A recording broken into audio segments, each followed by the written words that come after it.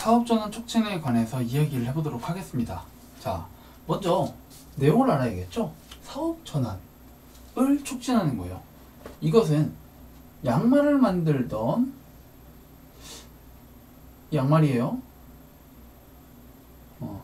양말을 만들던 중소기업에서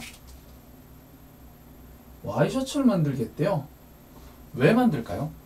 장사가 안 되니까. 장사가 안 되니까 사업 전환을 하는 거겠죠. 양말이 안 팔리니까. 그러면 이렇게 생각할 수 있죠. 양말이 안 팔리는데 장사를 접지. 뭐하러 전환을 해?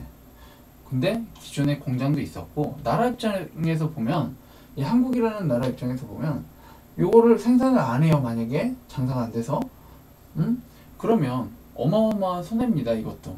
그렇기 때문에 정부에서는 그만두기보다는 이 공장을 활용을 해가지고 다른 사업으로 전환을 해라 라고 이야기를 하고, 이것에 대해서 법령을 만들어서 지원을 해주는 거겠죠. 이건 단순히 제 생각인데요. 찾아보니까 얼추 맞는 것 같긴 해요. 뭐 100%는 아니겠죠. 그렇기 때문에 사업전환 촉진법이 만들어졌다고 저는 생각을 하고요. 이것은요, 한시법이라고 해요. 2015년 12월 31일까지만 딱 적용이 되는 법으로서 그 이후에는 이게 사라지겠죠. 그래서 2016년도에 시험을 보시는 분은 삭제 이렇게 해가지고 없어지겠죠. 공부하기 좀 편하겠죠. 뭐 그닥 어려운 내용은 아닙니다. 하지만 2015년까지 시험을 치시는 분들은 이런 것을 기억을 하셔야겠죠. 자, 그러면 한번 보도록 할게요. 여태까지 그려왔듯 나올 만한 부분에 대해서 써놨습니다. 잠깐 멈추셔서 한번 보셔도 돼요. 자, 먼저 정의 굉장히 중요합니다. 이 정의는 말이죠, 어떻게 보면 적용 범위라던가 이런 것까지 포괄해서 이야기를 해줄 수 있는 부분이기 때문이죠. 저기 사업 전환하고 가로를 쳐놨어요. 한번 읽어드릴게요. 사업 전환은 축소, 폐업을 하고 추가된 업종을 시작하여서 3년 내에 매출액, 상시근로자 수가 기존 상시근로자 수의 30% 이상이 되었을 때 사업 전환이라고 한다 라고 할 수 있습니다. 그래서 이런 부분이 굉장히 중요해요. 뭐 매출액이라던가 상근수를 빼놓고서 이것을 사업 전환이라 볼 수 있느냐 없느냐 라고 했을 때 맞추실 수 있어야 한다는 거죠. 자, 적용 범위는 말이죠, 5인 이상의 중소기업이어야 한다, 뭐 이런 게 있습니다. 그래서 정확히 말하면 뭐 제조업, 서비스업, 뭐 지식기반 서비스업, 뭐 산업용 세탁업, 그냥 일반 세탁업은 안 되고, 뭐 그런 거 있었죠. 과거에 공부했었던 거 있죠. 창업자의 범위, 중소기업 창업의 범위를 봤을 때 뭐 골프장, 갬블링 이런 건 안 되듯이 이런 것도 마찬가지겠죠. 어떻게 보면 사업 전환이 창업이랑 관련이 돼 있기 때문에 그런 부분에서 약간 중복이 이루어진다고 보시면 됩니다. 그래서 일반적인 세탁업, 산업용 세탁업이 아니라 일반용 세탁업으로 사업 전환을 했을 때 이게 중소기업 사업 전환이라고 할 수 있느냐라고 했을 때는 아니다 라고 해야 한다는 거죠. 자, 촉진계획과 실태조사, 이건 굉장히 중요하죠. 몇 년에 한 번씩 하냐, 이런 부분 봐주시고요. 굳이 따로 설명할 필요 없겠죠. 사업 전환 계획에서 제출 승인, 요런 부분은요 외우실 게 좀 있어요. 그래서 필요성, 추가 업종, 기간, 근로자의 고용 개발, 재원 조달 계획, 목표 등을 승인 계획서에 포함하여서 중소기업 청장에게, 항상 중소기업 청장은 바빠, 청장에게 제출을 해야 한다, 뭐 이런 게 있고요. 이것을 제출받은 청장은 현장 실사를 나가야 돼요. 이게 뭐냐면요, 이놈이 진짜 사업 전환을 하는지 안 하는지를 봐야 될 거 아닙니까? 그래서 현장 실사를 나가야 하는데, 뭐 자기 판단 하에 현장 실사를 안 나가도 사실인 것 같다고 하면 생략을 할 수 있다, 이런 법이 있습니다. 그리고 이후에 이행실적이라고 해서 얘네들이 이것을 제대로 하고 있는지 안 하는지에 대해서 조사를 하기도 해요. 뭐 매년 한 번 이상 실시한다, 이런 것도 굉장히 중요하고요. 이 두 가지는요, 이 사업 전환이라는 거에 대해서 굉장히 중요한 부분이에요. 그래서 공부를 꼭 하시고 외우셔야 됩니다. 그리고 뭐 당연히 변경, 제출 받았으니까, 이거 제출해서 승인을 받았으니까 이거에 대해서 변경이 하거나 뭐 중단하거나 그러한 경우에는 뭐 통보해야 한다, 뭐 이런 얘기가 있는 거죠. 그리고 뭐 취소 사유도 있겠죠. 여기서 취소 사유를 한번 읽어드릴게요. 그래서 거짓부렁, 제가 거짓부렁이라고 써놨는데 거짓으로 등록하거나 뭐 이러한 혜택을 받았을 경우에 당연히 취소 사유고요. 그 다음에 승인받지 않은, 그리고 사업 전환 계획을 변경을 했어요. 근데 이것을 승인받지 않고 변경한 경우에는 무조건 취소를 한다, 이런 게 있고요. 6개월간 활동을 하지 않거나 혹은 사유 없이 뭐 6개월 동안 뭐 이런 부분에 대해서 추진하지 않았을 때에 취소 사유가 된다라고 합니다. 그래서 승인 취소 사유 1, 2, 3, 4가 있는데요. 1, 2번은 무조건 취소고요. 3, 4번은 한번 보고서 취소할 수 있다, 뭐 이런 내용이에요. 하지만 시험에서는 어쨌거나 승인 취소 사유로 묶어서 나오니까요. 뭐 그닥 구분은 필요 없습니다. 자, 그 다음에 여러분들이 좀 봐주셔야 할 것들. 항상 지원 센터 중요하고요. 뭐 사업은 그닥 중요한 거 아니에요. 하지만 나오겠죠. 지원 센터, 센터 뭐 할 때 뭐 기준 있잖아요. 센터의 설립 요건, 기준 이런 거, 그리고 업무 이런 거 다 공부하셔야겠죠. 뭐 이건 무슨 지원 센터예요? 이렇게 표시해 놨잖아요. 근데 저희가 지금 사업 전환하고 있지 않습니까? 그럼 사업 전환 지원 센터겠죠? 정확한 명칭은 뭘까요? 사업자 전환 지원 센터. 근데 사업 전환 지원 센터나 사업자 전환 지원 센터, 이걸 바꿔 썼다고 해서 틀리지는 않거든요. 그리고 그렇게 문제도 나오지 않고, 어쨌거나 사업 전환과 관련된 지원 센터가 있고 기준과 업무는 무엇이 있다라고 여러분들 말할 수 있어야 돼요. 그 정도까지 공부하시면 아주 좋은 겁니다. 지원 사업. 자, 이 전 시간에 기술혁신 관련한 지원 사업 다양한 거 있었죠. 여기도 정말 다양하게 있겠죠.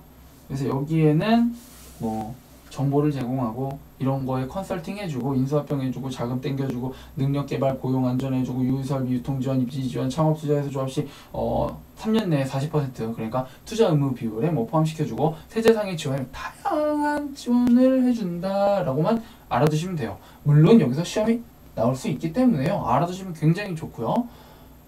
보세요. 제가 교재의 오른쪽 상단에 5줄로 써놨어요. 하지만 실제로는 뭐 이게 엄청 많아요. 몇 조부터 몇 단까지 몇 조까지 쫙 이렇게 있어요. 그래서 약 한 10개 정도의 조가 몇 조 몇 항에서 10개 정도의 조가 있는 거죠. 이거 전체를 봤을 때만 50개 40개의 조도 안 돼요. 그 중에 10개가 포함돼요. 굉장히 많은데요. 결과적으로 이런 것들은요, 이 제목을 한번 보고 내용을 보시면요, 내용을 줄여놓은 게 바로 제목이구나. 그래서 실제로 시험에도 제목 관련해서만 나오죠. 뭐 내용이 틀렸더니 어쩌느니 이렇게 고쳐서 나올 수 없습니다. 만약 그렇게 나온다 해도 여러분들은 맞출 수 없어요. 제목만 외우세요. 제목만. 제가 적어둔 거 여기다가. 자, 그리고 여러분들이 또 포인트로 보셔야 할 거, 주식 교환. 이거는요, 사업 전환할 때 주식을 교환하는 거죠. A 회사가 있고 B 회사가 있어요. A 회사는 자동차를 만드는데요, B 회사는 약을 만들어요. 근데 나도 약 팔고 싶어 이러는 거예요, A 회사가. 그러면 주식을 교환하는 거죠. 너 주식 줄 테니까 나도 주식 줄게. 인수합병과 비슷한 개념으로 보시면 되겠지만 인수합병은 아닙니다. 어쨌거나 그래서 주식 교환을 통해서 사업 전환을 이루는 거죠. 보시면 사업 전환의 정의가요, 뭐 새로 추가된 업종의 매출액이나 상관수가 기존 상관수의 30% 이상이 될 때, 그러니까 주식만 바꾸면 그게 가능한 거겠죠. 그래서 주식 교환을 통해서 사업 전환을 원활화시킨다. 그래서 주식 교환의 가장 큰 목적은 사업 전환의 원활화입니다. 그래서 이런 부분에 대해서 다양한 혜택이 있는 거죠. 자, 근데 보세요. 난 주식 교환해야지 이랬는데 회사에서 주주총회에서 결정을 했어요. 나야 기억이라는 놈이 이게 주주예요. 씨 열받아. 왜 지 맘대로 해? 나는 싫어. 나는 차가 좋아가지고 어디다 투자한 건데 왜 약장사를 하고 있어? 우리 가족이 대대로 약장사 했다가 망한 집안인데 나 안 해. 주식 매수 청구권을 실시하는 거죠. 너 내 주식 사가. 나 니네 회사 주식 안 가질 거야. 이렇게 하는 게 바로 주식 매수 청구권이에요. 그것에 대한 특례가 또 있습니다. 뭐 예를 들어서 뭐 이것은 뭐 교재에 나와 있는데요. 여기에 총 거래하는 주식이 뭐 50% 아래인가? 이러면 주식 매수 청구권을 실시할 수 없고요. 아니면 뭐 이런 특례는 뭐 인수 합병하는 주인 기업, 그러니까 얘를 먹어요. 약을 먹는 거예요. 자동차 회사가 약 회사를 먹을 때 뭐 여기에 대해서 뭐 90%의 지분을 이미 갖고 있으면 주식총회를 이사회 승인으로 가름한다. 여기 다 써있거든요. 이게 뭐냐면요. 주총이요. 뭐 이게 되게 빡세고요. 어려운 거예요. 근데 이사회 승인은요. 위에서 알아서 블라블라 떠들더니 결정할 수 있는 거예요. 굉장히 간소화되겠죠. 편하게. 그래서 주주총회를 이사회 승인으로 가름할 수 있다. 이러면 특례라던가 아니면 뭐 주식을 얼마 교환하지 않을 때 조금밖에 교환 안 하니까 주주총회를 이사회 승인으로 가름할 수 있다. 이런 부분이 막 나오는 얘기예요. 그래서 여기 왼쪽 하단에 보시면요. 다 써 있으니까 그거 그대로 공부하시면 됩니다. 그리고 뭐 주식교환 모여해소 이런 게 있는데요. 결과적으로 이렇게 해서 막 소송을 해요. 아니 너 내 거 사가는데 내가 못 사가겠어? 막 이렇게 따지는 거죠. 그럼 이거 6개월 정도 지나면 소송으로 가는 거죠. 그래서 그 주위에 관할 법원에서 소송을 해서 뭐 다룬다 어쩌고저쩌고 이런 얘기 있습니다. 그리고 오른쪽에 보시면 합병 분할 절차의 간소화 이래가지고요. 보라색 글씨로 특례, 오른쪽에 상법이라고 써놨는데요. 뭐냐면 상법상 원래 뭐 일주일 동안 기간을 둬야 하거나 2주 이내에 뭘 해야 되는데 그걸 일주일로 줄여준다던가 아니면 열흘 동안 뭐 하게 해준다던가 이렇게 해서 기간을 좀 늘리고 줄여서 혜택을 주는 거예요. 한번 지우고 해볼까요? 여기다가 적어 볼게요. 자, 주총 소집 통지 이것을요. 그래서 주주총회라고 하죠. 주총 소집 통지를요. 때려야 되는 거죠. 근데 이거를요. 2주를 일주일로 바꿔줬어요. 1주 전으로. 이게 어떻게 되는 거예요, 그럼? 2주 동안 하면은 많은 사람들이 어쩌고저쩌고 얘기를 할 텐데 일주일로 팍 줄여버리니까 얘기할 사람이 적어지겠죠? 그럼 어때요? 회사 입장에서 굉장히 편하겠죠. 사업 전환할 때 주식 교환을 통해서 사업 전환을 하려고 하는데 안 시끄러운 거야. 주주들이 입을 좀 닫게 하는 거야. 100명 언론을 한 80명 언론으로 줄인 거죠. 그래서 이렇게 해가지고 할 수 있다는 특례, 이렇게 해서 기간을 줄여주는 특례에 관해서 이야기를 하는 것 뿐입니다. 그래서 그런 부분에 대해서는 다 적어놨으니까 한번 보고 넘어가시면 될 것 같아요. 물론 그냥 넘어가시면 안 됩니다. 자, 이 페이지에서 사업전환 원활화, 주식교환 관련한 것들은요 다 외우셔야 돼요. 보세요. A4 용지에 지금 뭐 반 페이지밖에 안 되는 걸 못 외우시는 건 아닐 텐데 외우셔야 한다는 거죠. 적어도 이거는 다 외우고 가셔야 시험에서 20점 이상은 나올 수 있다 라는 얘기입니다. 여기까지 하면요 다 끝이고요. 다시 한번 정리해드리자면 요 주식교환 관련한 거 100% 다 외워 가져가시고요. 이 지원센터 부분 그리고 지원사업은 뭐가 있는지 이거 제목만 가져가라. 여기서 기준 그리고 업무 이 정도만 가져가시면 돼요. 업무까지 가져가셔도 굉장히 훌륭한 거예요. 그리고 사업자 전환 계획이라는 게 있는데 이것은 제출하고 누구에게 제출하고 그리고 승인 받았을 때 혹은 변경하였을 때 어떤 게 변경되었을 때 신고하여야 하냐 그리고 취소 사유는 무엇이고 어떻게 되는 거냐 이런 부분이 있죠. 현장 실사는 당연히 제출하면 중소기업 청장이 현장 실사를 가야 하는데 뭐 생략할 수 있다 뭐 이런 거 아까 얘기했던 거 다 기억하셔야 돼요. 제가 하는 말이 되게 다 어떻게 보면 시험에 나왔던 걸 얘기하는 거기 때문에 꼭 기억을 하셔야 된다는 거죠.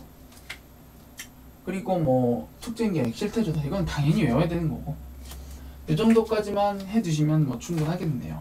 그러면 다음에는 지능과 이제 벤처 관련 게 남았는데요. 지능은 중소기업을 지능시키기 위한 법, 벤처는 말 그대로 벤처 기업을 좀 업그레이드 하거나 뭐 도와주기 위해서 만든 법이다 라고 보시면 돼요. 근데 주의하실 점은 벤처 기업은 아주 법이 더러워요. 왜? 급조해서 만들었으니까. 벤처 기업이 어때요? 막 갑자기 어느 날 붐이 일어나서 튀어나왔죠? 그때 법을 급조하다 보니 법이 개판입니다. 자, 여기까지 하고요. 그러면 다음 시간에 뵙도록 하겠습니다.